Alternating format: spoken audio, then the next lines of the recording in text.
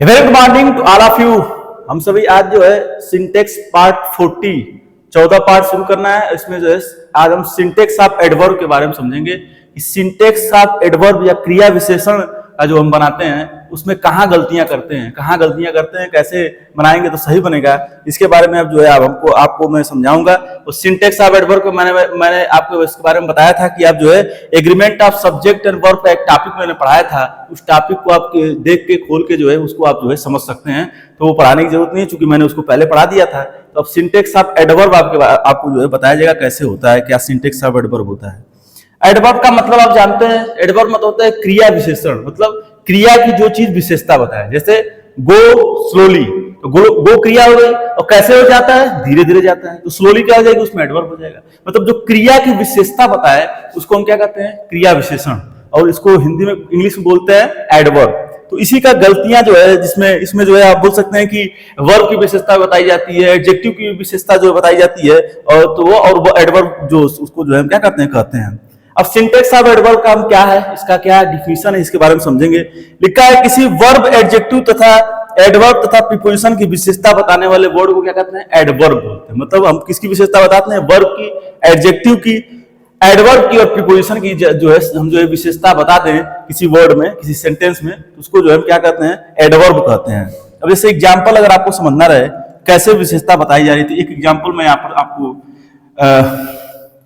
दे रहा हूं। सी डांसेस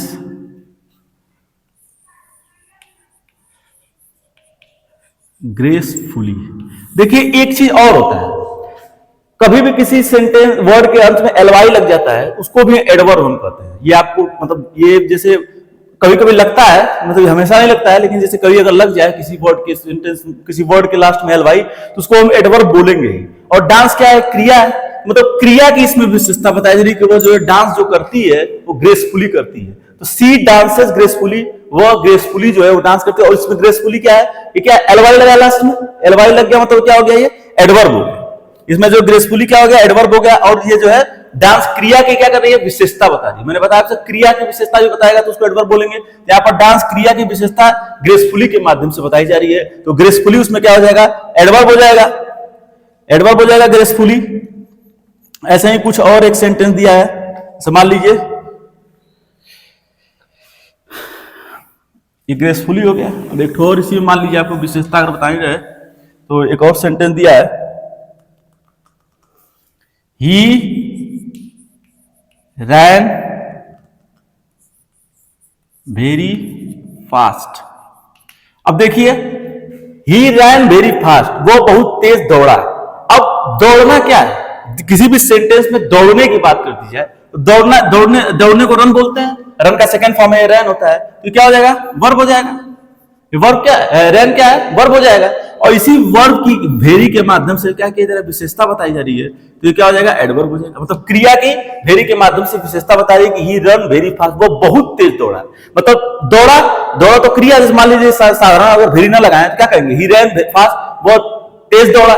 लेकिन जब भेरी लगा दे रहे हैं तो उसकी विशेषता बता रही है कि कितना तेज दौड़ा, मतलब बहुत तेज दौड़ा। तो यहाँ पर भेरी क्या हो जाएगा, एडवर्ब हो जाएगा। और रैन जो है वो क्रिया है, और इसी क्रिया की भेरी के माध्यम से क्या किया जा रहा है, जो है क्रिया की विशेषता बताई जा रही है, तो इसमें जो है भेरी क्या हो जाएगा, एडवर्ब हो जाएगा।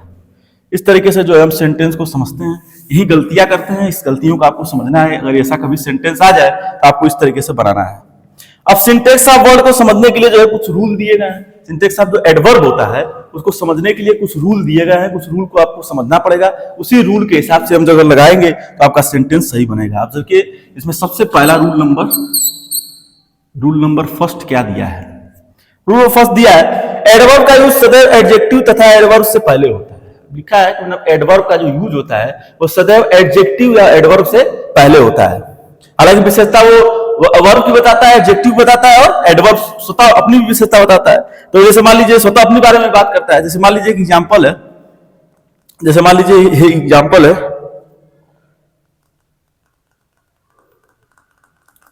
जैसे मान लीजिए एग्जांपल अगर यहाँ पर लिखा है Gandhi ji used to walk very fast. Gandhi ji used to walk very fast. Gandhi ji जो थे वो सामान्यतः या यूज टू मतलब बहुत तेज जो है वो वॉक किया करते थे। गांधी जी जो थे वो बहुत तेजी से वॉक किया करते थे। अब मान लीजिए कि यहां पर जो है भेरी क्या है, ये भेरी एडवर्ब, ये भेरी क्या हो जाएगा, एडवर्ब हो जाएगा। और फास्ट जो है क्या हो जाएगा, दौड़ना। दौड़ना मतलब फास्ट मतलब तेज चलना। फास्ट मतलब क्या होता है, तेज चलना। तो ये क्या हो जाएगा, एडजेक्टिव। क्या हो जाएगा, एडजेक्टिव हो जाएगा। और वॉक मतलब होता है चलना, ये वर्ब हो जाएगा। ये हो गया। अब जो है गांधी जी जो समानता जो है बहुत तेज चलते थे। इस सेंटेंस में भेरी का यूज जो है वो किस लिए किया गया है, फास्ट के लिए। तो फास्ट के लिए, एडजेक्टिव के लिए इसमें किसका किया गया है, भेरी का यूज किया गया। तो मैंने बताया एडजेक्टिव की विशेषता बताएगा। तो ए फास्ट जो है वो क्या है, एडजेक्टिव है। फास्ट, फास्टर, फास्टेस्ट होता है। तो फास्ट इसमें जो कौन सी डिग्री है, पॉजिटिव डिग्री। उसी पॉजिटिव डिग्री की भेरी के माध्यम से विशेषता बताई जा रही है। और वाक मतलब होता है चलना। तो चलना क्या हो जाएगा, क्रिया हो जाएगी। तो यहाँ पर वाक क्या हो जाएगा, वो क्रिया हो जाएगी। और देखिए एडजेक्टिव के पहले जो है भेरी का प्रयोग किया गया है। अब इसका हिंदी अगर बनाएंगे, Gandhi ji used to walk very fast. Gandhi ji सामान्यतः बहुत तेज जो है वो क्या करते थे, चला करते थे। चला करते थे तो वॉक जो है वो यहाँ पर वर्ब हो जाएगा। और फास्ट वेरी लिख के इस फास्ट की क्या किया जा रहा है, विशेषता बताई जा रही है। फास्ट, फास्टर, फास्टेस्ट होता है। तो फास्ट उसमें क्या है, फास्ट इसमें क्या है, ये जो है एडजेक्टिव है। ये रूल फर्स्ट हो गया। ऐसे ही आपको बनाना है, ऐसे ही उसकी विशेषता कैसे है, कहाँ किस कौन सा सेंटेंस कहाँ रखा जाता है, ये आपको बताया जा रहा है इस सेंटेंस में। अब रूल सेकंड है। रूल सेकंड क्या दिया है, जब एडवर्ब किसी संपूर्ण वाक्य की विशेषता बताता है, जैसे एडवर्ब हो गया और उसकी संपूर्ण वाक्य की विशेषता बताता है, तो वो जो है बिगिनिंग में आता है। मतलब संपूर्ण वाक्य मतलब शुरू में हो जाएगा। शुरू जैसे मान लीजिए कि एग्जाम्पल अगर समझना है आपको, समझ लीजिए। लिखा है luckily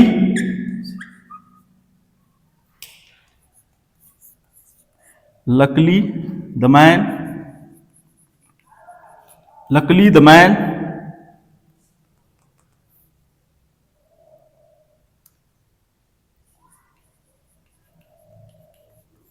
survived in the earthquake।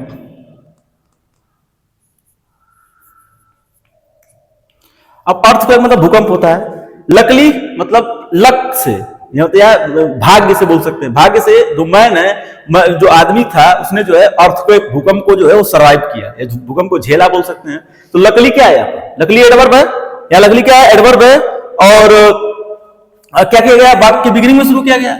यहाँ पर क्या आ जाएगा, लकली क्या हो जाएगा, एडवर्ब हो जाएगा। एडवर्ब मतलब क्या है, मैडम लकली मतलब बोला ना एलवाई लग जाएगा तो उसको किसमें लगता है, समानता। मान लीजिए सेंटेंस में एलवाई लग भी जाता है वर्ड में, तो उसको सेंटेंस में सॉरी वर्ड में लग जाता है, तो उसको हम किसमें रख देंगे, एडवर्ब की श्रेणी में रख देंगे। तो यहाँ पर लकली लगा है। लकली मतलब सामान्य, भाग्य से। भाग्य से the man survive the earth, जो मैन था उसने जो है वो लोग जो है वो अर्थक्वेक को झेले। तो अर्थक्वेक को झेले और लकली क्या हो जाएगा, लकली जो इसमें एडवर्ब हो जाएगा। और वाक्य क्या हुआ है, वो बिगिनिंग में आया है। और बिगिनिंग में आके इसकी क्या कर रहा है, विशेषता को प्रकट कर रहा है, विशेषता बता रहा है। तो वो जो है बिगिनिंग में आता है। पूरे वाक्य की विशेषता बता रहा है कि the man survive the earthquake. तो पूरा वाक्य क्या है, the man survive the earthquake. और वाक्य अंत में आके इस सबकी क्या कर रहा है, विशेषता बता दे रहा है। तो जो है यहाँ पर जो है लकली क्या हो जाएगा, बिगिनिंग में आया है। और ये क्या है, एडवर्ब है। एलवाई लग जाता है, उसको एडवर्ब में रखते हैं। समानता की सेंटेंस में एलवाई, वर्ड में एलवाई लग गया है, तो उसको जो है हम किस में रख देंगे, एडवर्ब की श्रेणी में। अब अगला देखिए दिया है, यदि ट्रांजिटिव वर्ब सिंगल ऑब्जेक्ट के साथ यूज किया जाता है, तो एडवर्ब का ऑब्जेक्ट के बाद रखा जाता है। एडवर्ब को जो है ऑब्जेक्ट के बाद क्या किया जाता है, रखा जाता है। लिखा है एग्जाम्पल,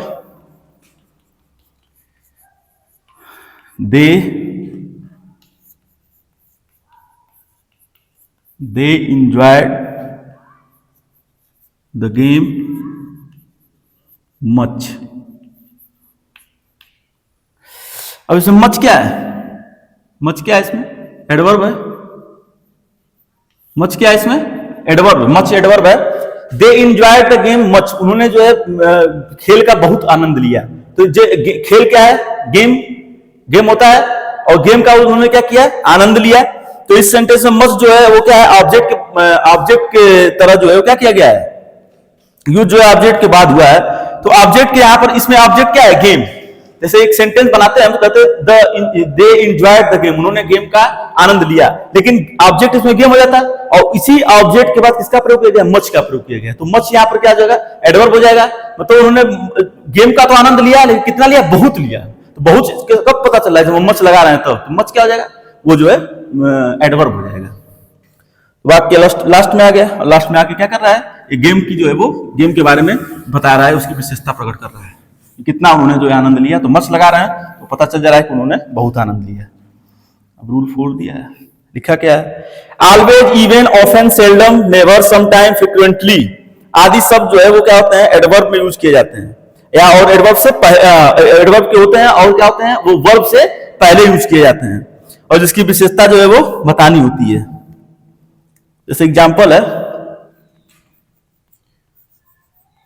माई फादर ऑलवेज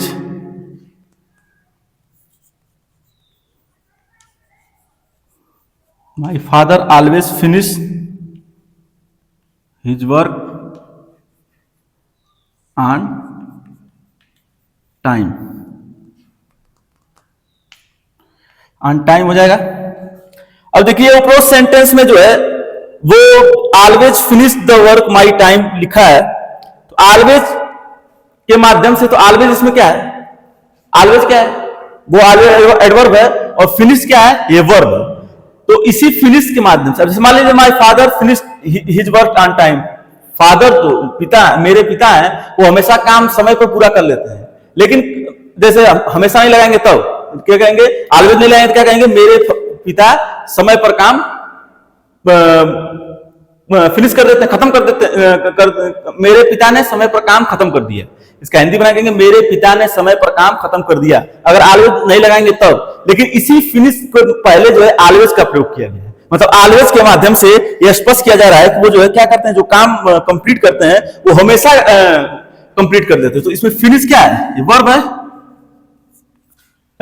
काम करना है ना, खत्म करना है, काम करना है, तो फिनिश मतलब होता है उन्होंने फिनिश कर लिया, फिनिश, और वर्क जो है अपना काम खत्म किया। और ऑलवेज क्या हो जाएगा, इसमें जो है ऑलवेज जो है वो क्या हो जाएगा, ऑलवेज को फिनिश वर्ब से पहले यूज किया गया है, ऑलवेज को जो है वो क्या किया, फिनिश वर्ब से पहले यूज किया गया है।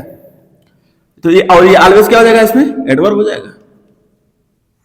मतलब वो जो काम का कंप्लीट करते हैं वो हमेशा जो है वो क्या करते हैं, finish his work on time, समय से काम अपना कंप्लीट कर लेते हैं। तो फिनिश मतलब होता है वर्ब, और वर्ब के पहले जो है किसका प्रयोग किया गया, एडवर्ब का प्रयोग किया गया। मतलब वही, मतलब क्रिया की विशेषता प्रकट कर रहा है कि वो जो अपना काम जो है हमेशा समय से पूरा कर लेते हैं। एक तो होता है, एक तो सेंटेंस बनता है कि my father finish his work on time, मेरे पिता समय पर अपना काम खत्म कर, मेरे पिता ने समय पर अपना काम खत्म कर दिया। लेकिन जब ऑलवेज लगा दिए तो ये पता चला कि हमेशा समय पर काम खत्म कर देते हैं, वो जो मेरे पिता हैं वो हमेशा समय पर काम क्या करते हैं, खत्म कर देते हैं। तो इस तरह से सेंटेंस का जो है इसमें प्रयोग कर देंगे। और ऑलवेज क्या हो जाएगा, इसमें ये एडवर्ब हो जाएगा, और फिनिश क्या हो जाएगा, वर्ब हो जाएगा।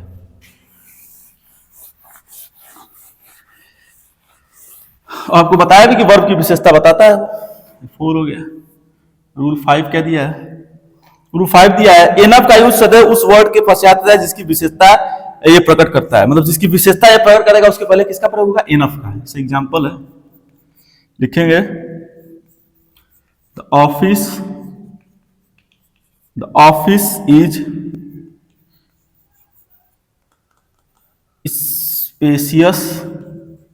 Spacious enough to keep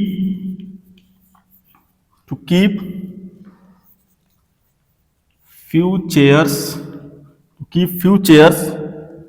for guests।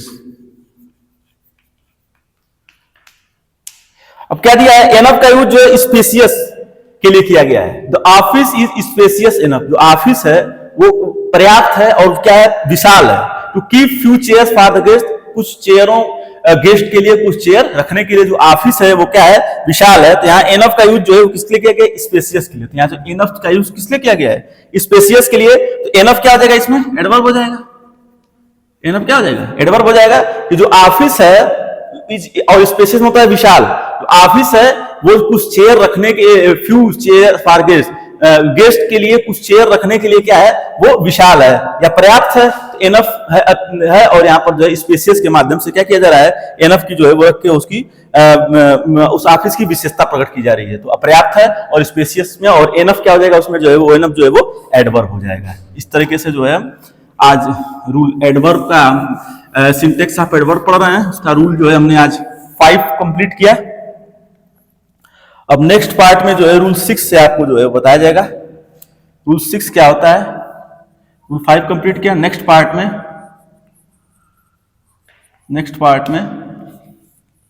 Rule 6 से बताना है। मतलब आपने जो है आज एडवर्ब का सिंटेक्स ऑफ एडवर्ब का जो है आज रूल 5 कंप्लीट कर लिया। अब नेक्स्ट पार्ट में जो रूल 6 से जो है आपको बताना। देखिए एडवर्ब की जो बात होती है, जब भी एडवर्ब का आपके प्रयोग मन में आया करना, तो एक चीज हमको ध्यान देना है कि सबसे पहले तो क्रिया की विशेषता को वो प्रकट करता है। जैसे ही गो स्लोली, वो धीरे से गया या वो धीरे से जाता है। अब गो मतलब क्या होता है, जाना, क्रिया हो गई।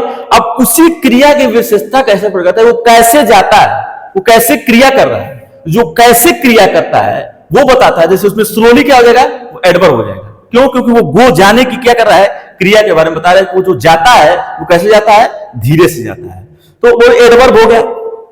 और भी जो मान लीजिए एडवर्ब के बारे में, एडवर्ब जो मैंने आपसे बताया ही, और भी जो है मान लीजिए एडजेक्टिव है। एडजेक्टिव आप जानते हैं, डिग्री आपको कई बार बताया गया, ब्यूटीफुल होता है। तो वैसे मान लीजिए ही इज मोस्ट ब्यूटीफुल, तो ब्यूटीफुल तो है और मोस्ट उसकी विशेषता बता रहा है, मतलब वो चॉइस बहुत सुंदर है। तो ब्यूटीफुल तो वैसे भी एडजेक्टिव है, ब्यूटीफुल एडजेक्टिव है, मच हो गया, मोस्ट हो गया, ये सब सारी चीजें जो है आपको उसकी विशेषता को प्रकट करता है। एडवर्ब है तब प्रीपोजिशन की विशेषता, प्रीपोजिशन की विशेषता को स्पष्ट करता है। तो उसको जो है हम जो है एडवर्ब की श्रेणी में रख देते हैं। मतलब एडवर्ब का जो काम होता है वो क्रिया की, जो क्रिया की जाती है उसकी विशेषता को प्रकट करता है कि जो काम हम करते हैं उस काम को हम कैसे करते हैं, तेजी से करते हैं, धीरे से करते हैं, रुक के करते हैं। तो उसकी जो विशेषता को जो प्रकट कर दे, जो वाक्य उसकी विशेषता को प्रकट कर दे, उसको जो हम क्या कहते हैं, एडवर्ब कहते हैं। तो उसको एडवर्ब, सिंटेक्स ऑफ एडवर्ब में जो है आपको रूल 5 तक आज समझाने की कोशिश में किया। नेक्स्ट पार्ट में आपको रूल 6 से जो है वो बताया जाएगा। संडे स्पेशल क्लासेस के लिए मेरे यूट्यूब चैनल को लाइक करें, फॉलो करें, सब्सक्राइब करें तथा अधिक से लोगों को मेरे चैनल के बारे में जानकारी देकर जागरूक करें। Thanks to all of you.